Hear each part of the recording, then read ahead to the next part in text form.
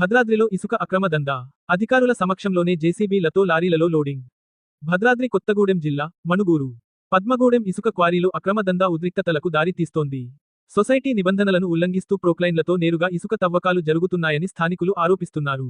ప్రత్యేకంగా టీజీఎండీసీ సిబ్బంది సమక్షంలోనే లారీలలో నేరుగా ఇసుక లోడ్ చేస్తున్నారు. అక్రమంగా వసూళ్లు చేయడం, లారీ డ్రైవర్లను బెదిరించడం వంటి చర్యలు చోటు చేసుకుంటున్నాయి. అక్రమ వసూళ్లను ప్రశ్నించిన డ్రైవర్లపై కాంట్రాక్టర్లు తమ వ్యక్తిగత సైన్యంతో దాడులకు దిగుతున్నారని తెలుస్తోంది.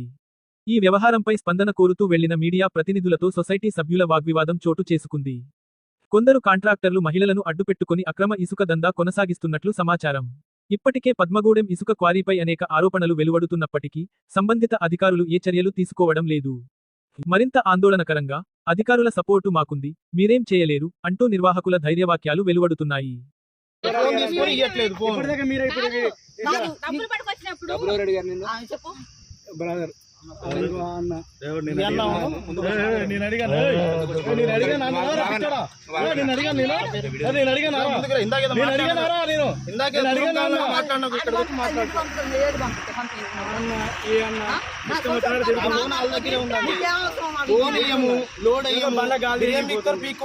బెదిరిస్తున్నారు.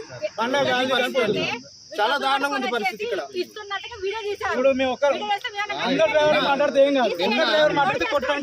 నిన్న లోడ్ వేసుకొని పోతే 22 టన్నులు 600 కేజీలు వచ్చిందన్న. నాకు అన్ని పోగా 3000 మిగిలినాయి అన్న. నేను డ్రైవర్ కమ్ ఓనర్ చేసుకుంటున్నా. చాలా బాధపడుతున్నా అన్న. ఇక్కడ మరీ దారుణంగా ఉంది. లోడింగ్ పైసలు ఇవ్వద్దని చెప్తే మళ్ళీ లోడింగ్ పైసలు 1000 రూపాయలు అడుగుతున్నారన్న వీళ్ళు. ఇక నా ఫోన్ వాళ్ళ దగ్గరే ఉంది. ఫోన్ ఈయనంటున్నారు, ఏం పిక్తో పీక్కోమంటున్నారు. డబ్బులు 1000 రూపాయలు.